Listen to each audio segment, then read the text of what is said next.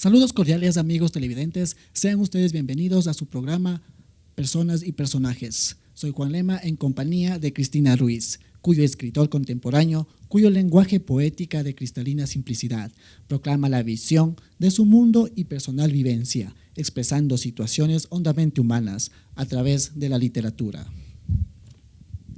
Ambato, 1953. Estudios, Escuela Luisa Martínez, Colegio Nacional Bolívar y Universidad Técnica de Ambato. Licenciado en Filosofía y Literatura, doctor en Lengua Española y Literatura, coordinador del Taller de Literatura Juan Montalvo, integrante del grupo de teatro La Casa de Montalvo, miembro de la Casa de la Cultura Ecuatoriana Benjamín Carrión.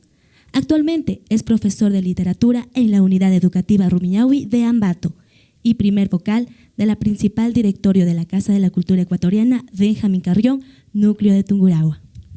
Es así como damos la bienvenida a nuestro programa Personas y Personajes a nuestro doctor Nelson Silva. Bienvenido.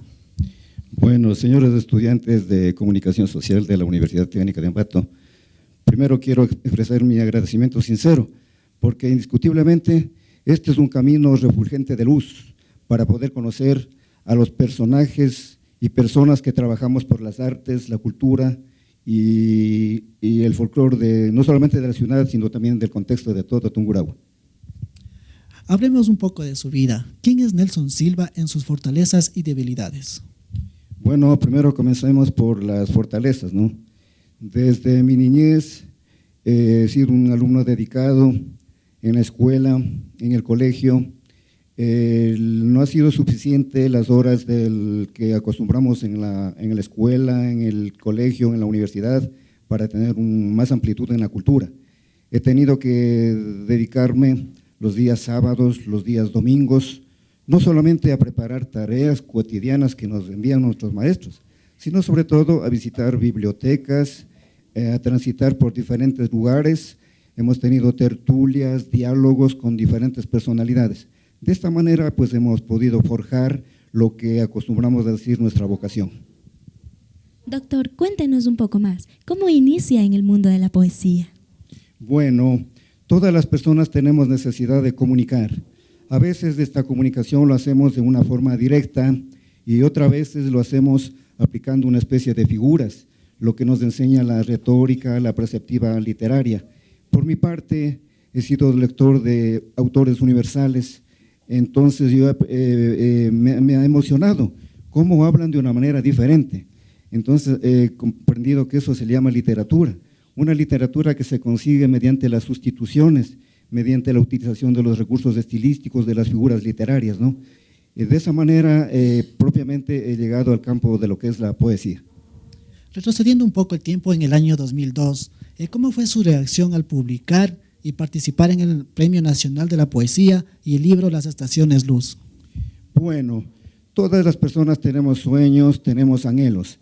He participado en diferentes concursos literarios.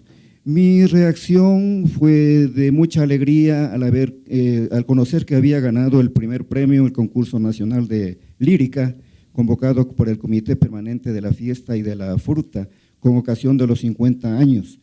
Entonces yo lo tomé con tranquilidad, por cuanto no se dieron las cosas tal como estuvo enunciado en las bases de promoción, como era un reconocimiento económico, también la edición del libro. El reconocimiento económico, una cantidad ínfima, pero la publicación del libro no se dio. Esta publicación lo realicé más bien por mi cuenta, gracias a la amistad, al conocimiento de grandes personalidades, como es el caso de Marco Antonio Rodríguez, que en ese entonces era presidente de la Casa de la Cultura Matriz. Y gracias a él pudimos publicar este libro que se llama Las Estaciones Luz.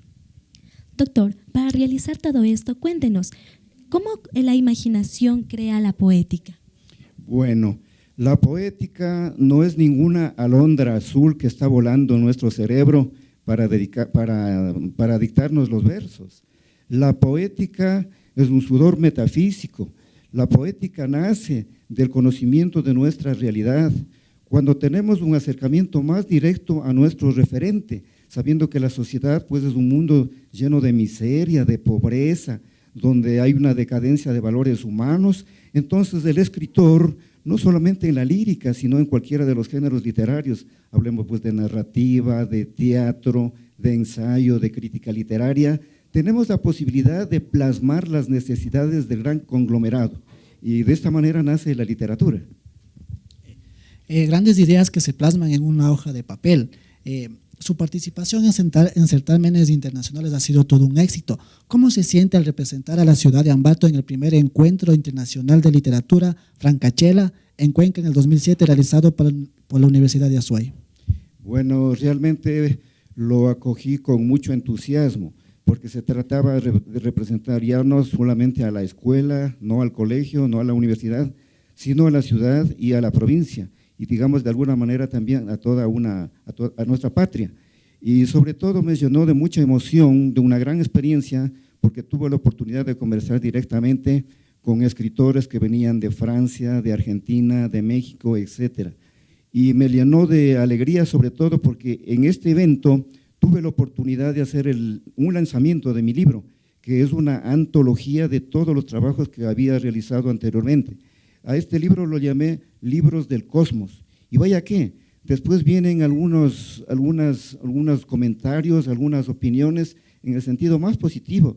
Lo he recibido desde Francia, desde Italia, desde España, desde Argentina.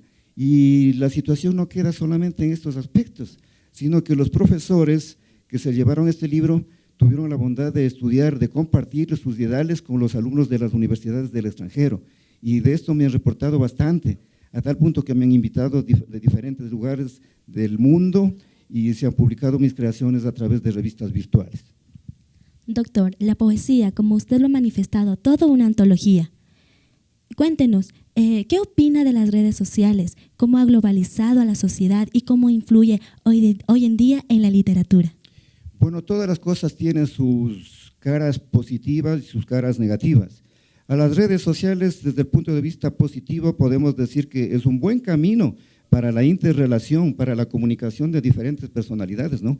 Cabalmente a través de las redes sociales tuve la oportunidad de ponerme en contacto con escritores de París, de Italia, de España, quienes me invitaron para que enviara por medio de correos electrónicos mis creaciones y han sido publicados. Pero lastimosamente a veces las redes sociales también por la otra cara de la moneda es una influencia que denigra nuestros valores. Lastimosamente la juventud no toma solamente el aspecto negativo de las redes sociales, sino que las redes sociales a veces resultan una trampa, inclusive para acabar la personalidad de los jóvenes. Por eso debemos tener mucho cuidado en entablar amistades, correspondencias con personas que a veces no conocemos, que solamente nos sorprenden en la pantalla. Doctor, ¿cuáles son sus escritores más preferidos y más importantes para usted? Bueno, yo he leído una gran cantidad de escritores ecuatorianos, universales, españoles. Uno de los primeros autores que tuve la oportunidad de leer, todavía siendo casi un niño, se trata de Omar Khayyam y las famosas Rubaiyat. Es un escritor que pertenece al siglo XI. Quiero decirle con toda sinceridad, en esa edad yo no comprendía lo que eran las Rubai, pero después fui con el caudal de mis conocimientos comprendiendo quién ha sido realmente Omar Khayyam. Indiscutiblemente es uno de los filósofos y escritores de cuya fuente nacieron casi todas las tendencias filosóficas. Otro de los autores que realmente me ha impresionado y me ha enseñado bastante es Jorge Luis Borges. Podemos hablar también del gran autor de La Rayuela, Julio Cortázar, de quien he aprendido mucho. Ernesto Sábano, el gran argentino. De los ecuatorianos, ¿por qué no resaltar uno de los iniciadores del realismo mágico, como se trata de José de la Cuadra? ¿Cómo podemos dejar a un lado la gran obra que se llama la novela Los Angurimas, la novela de los Montubios? Podemos mencionar también a toda la generación de los 30. En caso, de una manera personal, he tenido como amigos al gran Jorge Enrique Adún, autor de esa gran novela que se llama Entre Marx y una mujer desnuda. ¿Y por qué no mencionar a Iván Oñate, quien desde hace unos 20 años, cuando tuvo la oportunidad de conocer en un encuentro internacional, me motivó? Él me dio un sano consejo. Dice, no te preocupes por ser rector, por ser vicerrector, por ser concejal. Tú solamente tienes que dedicarte a la literatura. Y vaya que me ha dado la razón. Otros autores que puedo mencionar, podemos decir el autor de Polvo y Ceniza, Eliezer Cárdenas, y así podía mencionar una gran cantidad de autores, ¿no? Sin duda, grandes autores. Doctor, ¿la poesía requiere de una disposición anímica o simplemente dejarse llevar por el texto? Bueno, la disposición anímica también tiene mucho que ver, ¿no? Pero solamente dejarse de llevar del texto no es una premisa suficiente, sino que nosotros tenemos que emprender la realidad, tenemos que intuir esa realidad.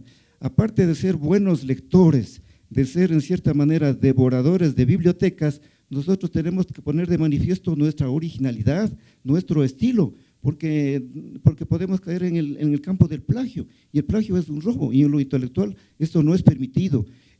Cuesta mucho trabajar en la poesía, llegar al sudor metafísico, en cierta manera vivir duras experiencias para después expresar pues con nuestra propia corriente espiritual lo que pensamos, lo que anhelamos en bien de la sociedad, en bien de la humanidad. El escritor no es ningún personaje utópico que solamente está fantaseando o haciendo volar su imaginación, sino que plantea claras necesidades del pueblo. Como usted mismo lo ha dicho, sudar para crear un libro, ¿verdad? Es un mensaje para todos aquellos que se preparan o inician en el arte de contar historias y el arte poético.